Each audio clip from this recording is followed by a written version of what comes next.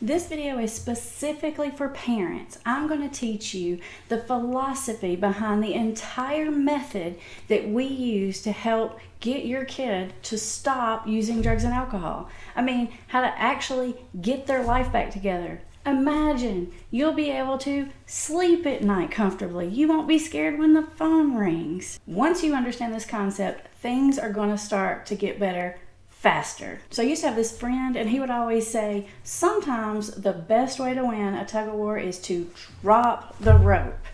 And I just love that saying. It has stuck with me, and it's the perfect saying to help illustrate for parents exactly what goes on in this dilemma where you have a kid who's struggling with an addiction and you have parents. Okay, so we've all played tug of war when we were a kid, so I want you to think about it. I want you to imagine in your head that you are in a tug of war with your kid. Maybe it's you and your spouse. So on your end of the rope, you've got you and your spouse and maybe some grandparents or aunts or uncles or whoever it is that's like holding, and they're pulling this rope and they're pulling this person. Now your kid has a hold of that rope down there at the other end.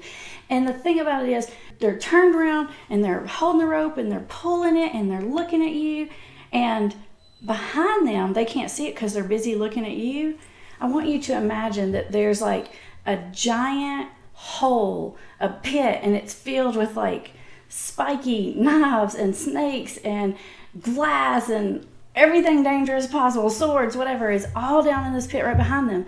And you are so scared they're going to fall in this pit. They're going to fall in this pit. Like bad things are going to happen to them. They're going to ruin their life. Like what if they get killed? And you're being so scared, and you're trying so hard to get them to see that where they're headed is bad news. It isn't going to work, and it's super dangerous. The problem with that is you're down here pulling on that rope, and not only pulling on the rope, but you're probably nagging and griping and being critical and just being a total buzzkill, obviously, and you're just on their case. So what happens is, even though this kid is down here about to totally bite the dust, they're busy looking at you and arguing with you, and what happens is they start putting all their energy into trying to win this tug of war with you, trying to power struggle. And the more they do that, the closer that they're getting to the glass and the knives and the swords and the snakes and the scary stuff. But they can't see it because they're turned around here looking at you, arguing with you. And if you'll just drop the rope, they'll stop looking at you. They'll stop focusing on you. And by drop the rope, I mean stop nagging and arguing and trying to do scared straight and having police officers come over and talk to them and everything else that you've done. See, they feel like their life is under control, but what they don't realize is the only reason why they're even functioning at all is because you're pulling on that rope and you're basically holding them up. If you dropped that rope, here's what would happen. They would fall. They would, scrape up their knee a little bit, and then they would sort of look behind them and they would see for real what's actually been looming there. And they've already fallen on the ground, so they're kind of close, and they're looking down in this pit of the scary stuff, and you're just standing over here, not doing anything. And then what happens, the kid will then turn to you and say, oh my gosh, like somebody help me. And at that point, you can step in and you can help give them advice, or they may not say send me to treatment, but they may ask you about how to solve a small problem. Because what's happening is if you're not fighting with them, then you can align with them. That doesn't mean you have to support bad decisions, but basically, parents, what you have to do is you have to drop the rope. That doesn't mean kick them out, doesn't mean any of that tough love stuff. It's almost like you need to disengage a bit with this issue. I like to tell parents that we treat, you can be one of two ways. You can be positive and reinforce really good behaviors. That's the number one most important thing. And if bad things are happening or not good behaviors are happening, be neutral. Yes, neutral.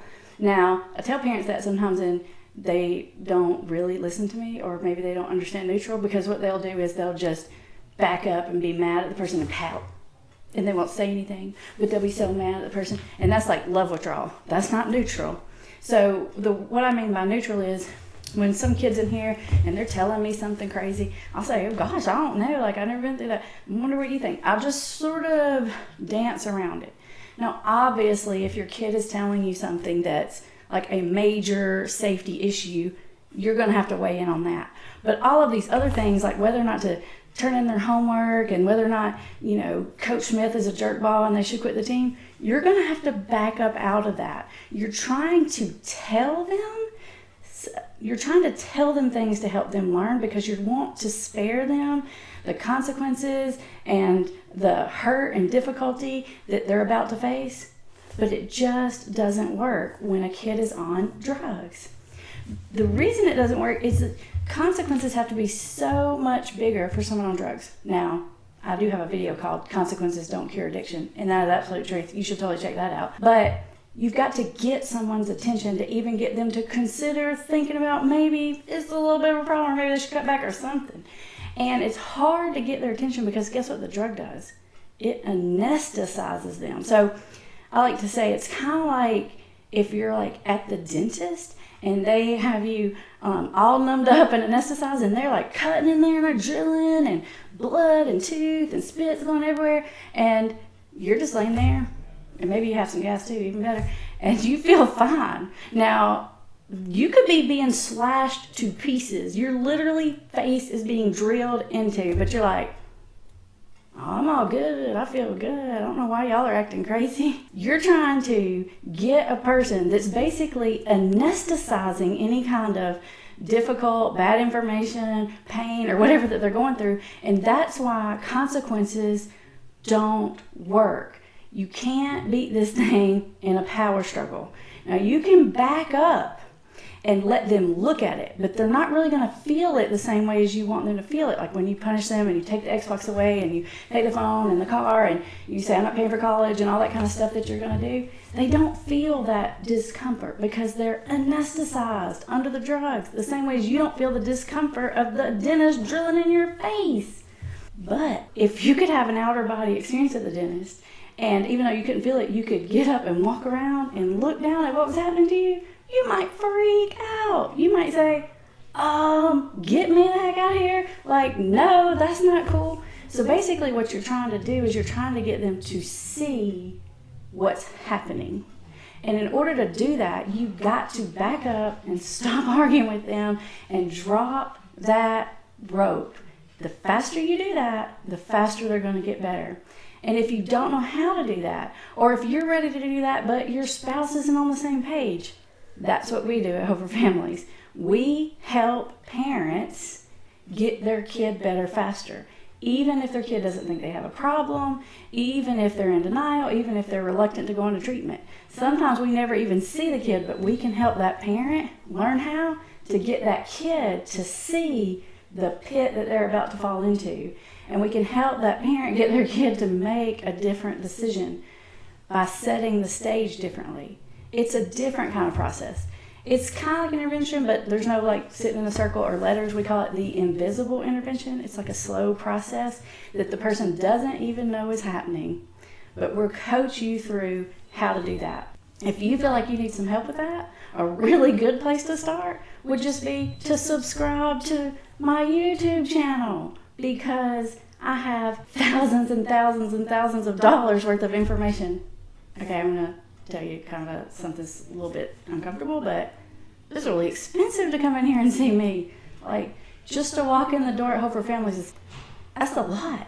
And sometimes you don't have that, or you're not ready, which is why we've created this entire free online library, tons and tons of videos teaching you exactly step by step how to make this happen, how to interact with your loved one, what to talk about, what not to talk about, when to put a punishment, when not to punish. All those things are right there for free. You can have access to them. I mean, this is the same information that people paid me a lot of money to sit in front of and tell them. So check it out. Subscribe. It's going to help you. You've got to learn to look at things differently, which is hopefully what just happened when you watched this video. It helped you to look at the dynamics differently. And when you can back up and get way up here, like in a helicopter, and you can see what's going on, then you can make a different decision.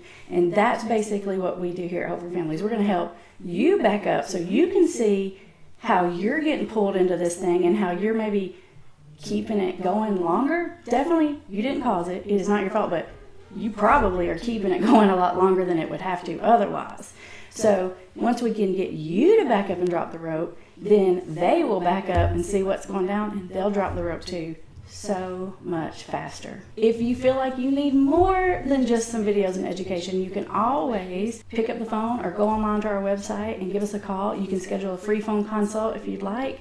You can figure out if you can put yourself in just parent coaching sessions if you want to. We do those. It's not even entering full counseling. It's just coaching you through this process. How do I get my kid to even see that there is a problem? So there's 2 ways that we can help you. Number 1, for free, subscribe to our YouTube channel. I'm serious. The sooner you do that, the sooner you're going to drop the rope, because you're going to start to see things way differently.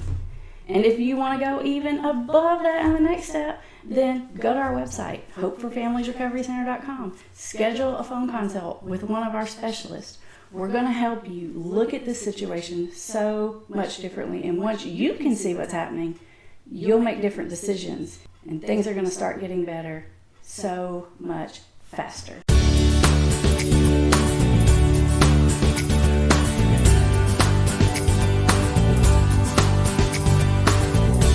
For tons more information on all things addiction and recovery and lots of free expert advice, make sure and subscribe and hit the bell so you don't miss a thing.